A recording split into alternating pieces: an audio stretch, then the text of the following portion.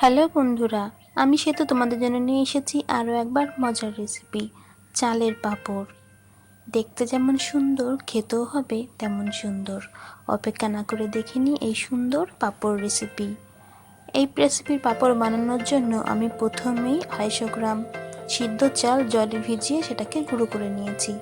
এবার আমি চালটার সাথে লবণ মিশিয়ে ফুটন্ত গরম জল দিয়ে একটা ডো তৈরি করে নেব।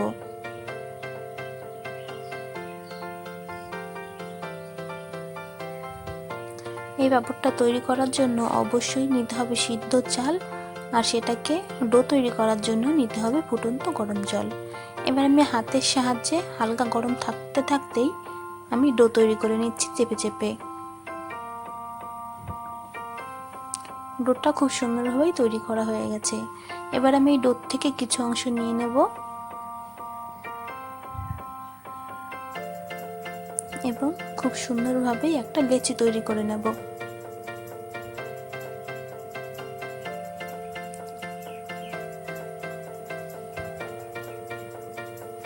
দেখতেই পাচ্ছেন খুব সুন্দরভাবে লেচি তৈরি করে নিয়েছি।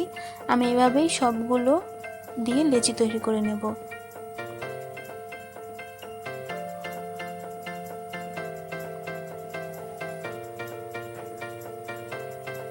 লেচিগুলো তৈরি করা হয়ে গেছে।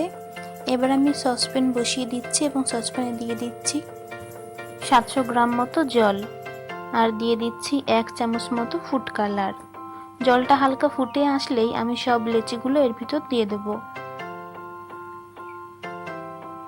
আমি 10 মিনিট মতো লেচিগুলোকে সিদ্ধ করে নেব ফুটন্ত আছে। 10 মিনিট হয়ে গেছে। এবার আমি লেচিগুলোকে তুলে নেব বা রোলগুলোকে তুলে নেব।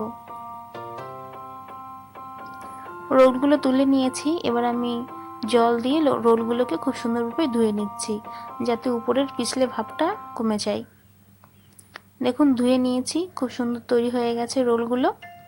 এবার আমি এইগুলোকে 2 ঘন্টার জন্য নর্মাল ফ্রিজে রেখে দেব। ফিরলাম 2 ঘন্টা পর। রোলগুলো অনেকটা হার্ড হয়ে গেছে, দেখতেই পাচ্ছেন।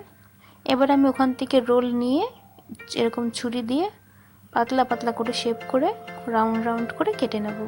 আমি সবগুলো পাঁপড় রেডি করে নিয়েছি। এবার আমি এগুলোকে 2 দিনের জন্য টানা রোদে শুকাবো। রোদে শুকিয়ে নিয়েছি, তৈরি হয়ে গেছে এই সুন্দর পাঁপড়। এবার ঝটাপট গরম তেলে ভেজে নিলেই রেডি হয়ে যাবে এই সুন্দর পাঁপড়। আমার এই সুন্দর পাঁপড়ের রেসিপি যদি আপনাদের ভালো লেগে থাকে তাহলে অবশ্যই আমার চ্যানেলটিকে সাবস্ক্রাইব করে পাশের বেল বাটনে প্রেস করবেন। লাইক কমেন্ট শেয়ার করে আমার চ্যানেলটিকে আরও বড় করে তুলবেন।